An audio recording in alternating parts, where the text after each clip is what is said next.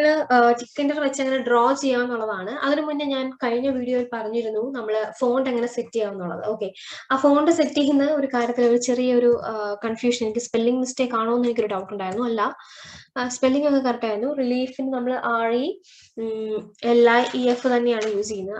RELIEF equal to sunken ക്യാപിറ്റലിൽ double coats കൊടുക്കാതിരുന്നാൽ മാത്രം മതിയായിരുന്നു കേട്ടോ. അതായിരുന്നു എനിക്ക് വന്ന മിസ്റ്റേക്ക്. ഓക്കെ, നമ്മളെപ്പോഴൊന്നും ഇത് യൂസ് ചെയ്യുന്ന കാര്യമല്ലല്ലോ.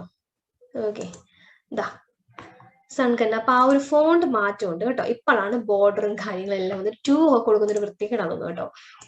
നമുക്കൊരു 1 കൊടുക്കാം, അതായിരിക്കും ബെറ്റർ എന്ന് എനിക്ക് തോന്നുന്നത്.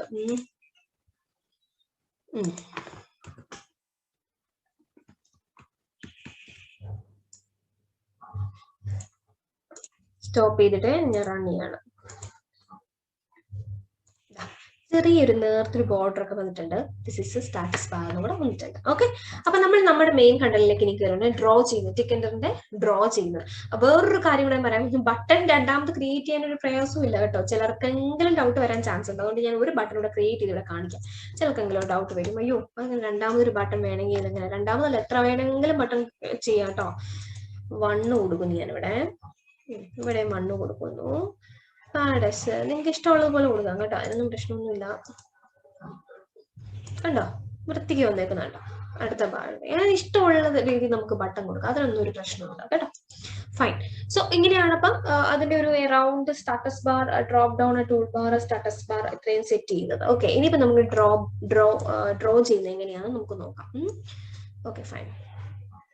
നിങ്ങളപ്പം ഞാൻ വിചാരിക്കുന്നത് നിങ്ങളെല്ലാം ഓരോരോ പേജ് ക്രിയേറ്റ് ചെയ്തിട്ടാണ് ചെയ്യുന്നത് ഞാൻ വിശ്വസിക്കുന്നു. ഓക്കെ, അങ്ങനെ തന്നെ ചെയ്യണേ. അല്ലെങ്കിൽ അതർവൈസ് നിങ്ങൾക്ക് എപ്പോഴേലും ഒരു കാര്യം ചെക്ക് ചെയ്യണമെന്നുണ്ടെങ്കിൽ പ്രോപ്പർ വേരിയബിൾ നെയിമും കൊടുക്കണം, ഫയൽ നെയിമും കൊടുക്കണം കേട്ടോ. സോ ഒരു ടിക്കൻഡർ അടുത്ത് നോക്കുന്നത് നമ്മൾ എങ്ങനെയാണ് ടിക്കൻഡർ അത് ഡ്രോ ചെയ്യാൻ പറ്റുന്നത്. ഫോർ എക്സാമ്പിൾ, നമുക്ക് ആദ്യം വേണ്ട ഒരു ക്യാൻവാസ്. സാധാരണ രീതിയിൽ നമ്മളൊരു പടം വരയ്ക്കും, വലിയ ചിത്രകാരന്മാരൊക്കെ വരയ്ക്കുമ്പോൾ നമ്മൾ ക്യാൻവാസ് ഒക്കെ ഉപയോഗിക്കും അല്ലെ. സെയിം സാധനം തന്നെ. ഞാൻ ഒരു വേരിയബിൾ നെയിം ക്രിയേറ്റ് ചെയ്യുന്നു, ക്യാൻവാസ് ഈക്വൽ ടു ക്യാൻവാസ് എന്ന് പറഞ്ഞൊരു വേരിയബിൾ നെയിം, ഒരു മെത്തേഡ് ഇവിടെ യൂസ് ചെയ്യാം.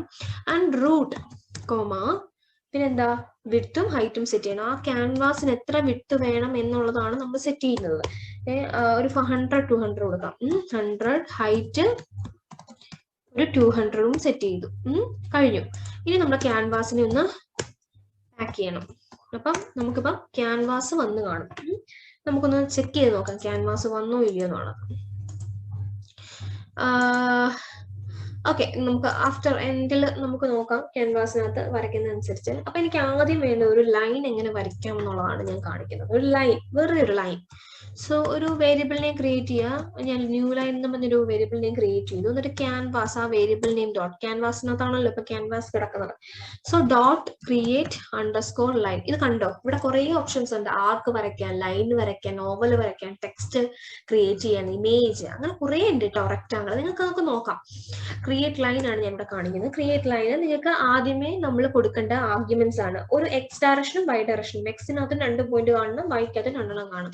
എനിക്ക് സ്റ്റാർട്ട് ചെയ്യേണ്ട 0 0, അത് എക്സിൻ്റെത്. വൈക്ക് വരുമ്പോൾ നിങ്ങൾക്ക് എത്ര വേണമെങ്കിലും കൊടുക്കാം. ഞാനൊരു 8ഉം ഒരു 90ഉം കൊടുക്കണം. നമുക്ക് നോക്കാം. ക്യാൻവാസ് തന്നെ ന്യൂ ലൈനിന് നമ്മൾ എന്ത് ചെയ്യണം, പാക്ക് ചെയ്യണം. അല്ലെങ്കിൽ കിട്ടുമോ? ഇല്ല അല്ലേ. Pack off. സേവ് ചെയ്ത് ചെക്ക് ചെയ്യുന്നു. ചെറിയൊരു മിസ്റ്റേക്ക് ഉണ്ടല്ലോ, എറർ ഉണ്ടല്ലോ. Int object has no attribute pack. Okay, നമുക്കിത് പാക്ക് ചെയ്യേണ്ട ആവശ്യമില്ല എന്ന് തോന്നുന്നു, ബിക്കോസ് അത് എറർ അടിച്ചിട്ടുണ്ട് ഇൻഡിജർ ആയതുകൊണ്ട്. ഫൈൻ, നമുക്ക് നോക്കാം. സേവ് ചെയ്തിട്ട്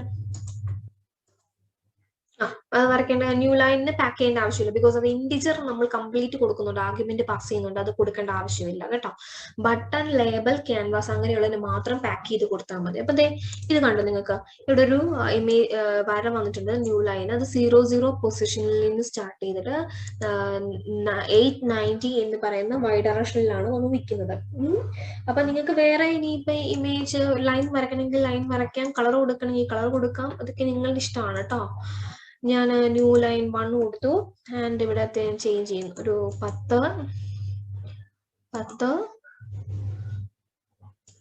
90 ഇരിക്കട്ടെ. എന്നിട്ട് പിന്നെ എനിക്ക് കളർ സെറ്റ് ചെയ്യണമെങ്കിൽ കളറും സെറ്റ് ചെയ്ത് കൊടുക്കാം. അപ്പൊ എന്ത് ചെയ്താൽ മതി, ഫിൽ ഈക്വൽ ടു ഗ്രീൻ. ഞാനിപ്പോൾ ഗ്രീൻ കൊടുക്കുകയാണെങ്കിൽ ഗ്രീൻ കളറിലുള്ള ലൈൻ എനിക്ക് ഇവിടെ വരുന്നതാണ്. കാണാൻ പറ്റൊരു ഗ്രീൻ കളറിലെ ലൈൻ വന്നിരിക്കുന്നത് അല്ലേ? ഏകദേശം പോയിന്റ് അറൗണ്ട് അടുത്താണ് വന്നിരിക്കുന്നത്. അതുകൊണ്ടാണ് ഏറ്റവും അവസാനം വന്നിരിക്കുന്നത്. നന്നായിട്ട് ഇതിനകത്ത് പോയിന്റ്സുകളൊക്കെ അറിയാവുന്നവർക്ക് നല്ല രീതിയിൽ ഇമേജസ് ഒക്കെ വരയ്ക്കാൻ പറ്റും. ഓക്കെ, നമുക്ക് ഇഷ്ടമുള്ള ഇമേജസ് വരയ്ക്കാൻ പറ്റും. പോയിന്റ്സ് നന്നായിട്ട് അറിഞ്ഞിരിക്കുക, അതാണ് നമ്മൾ വേണ്ടത്. ഓക്കെ, അപ്പൊ ഇങ്ങനെയാണ് ഡ്രോ ലൈൻ ചെയ്യുന്നത്. ഇനിയിപ്പോ സർക്കിൾ വരയ്ക്കണമെങ്കിൽ എന്താ, സർക്കിൾ വരയ്ക്കാനും വളരെ എളുപ്പമാണ് കേട്ടോ. എക്സ് ഡയറക്ഷൻ അതായത് നിങ്ങളിപ്പോ ഇങ്ങനെ നോക്കിയാൽ മതി. ഇപ്പം for example X dot create, okay, canvas dot create സർക്കിളിൻ്റെ അല്ല റെക്റ്റാങ്കിൾ ആണെന്ന് നോക്കിയോ, മറ്റേ ഓവൽ കൊടുത്താൽ മതി കേട്ടോ. ഇപ്പം റെക്റ്റാങ്കിൾ ആണെന്നുണ്ടെങ്കിൽ നമ്മളിപ്പോൾ എഴുതുന്ന സമയത്ത് തന്നെ നമുക്ക് ആർഗ്യുമെന്റ്സ് കൊടുക്കാൻ പറ്റും. അപ്പം 4 പോയിന്റ് വേണം, അതിനനുസരിച്ച് നമ്മൾ സെറ്റ് ചെയ്യണം. മനസ്സിലായോ? അപ്പൊ ഇങ്ങനെയാണ് നമുക്കൊരു ഡ്രോ ചെയ്യണമെങ്കിൽ ചെയ്യാവുന്നത്. ഓക്കെ, അപ്പൊ ക്രിയേറ്റ് ലൈൻ, ഒരു ലൈൻ വരച്ച് നിങ്ങൾ പഠിക്കാൻ ശ്രമിക്കുക. Okay, fine.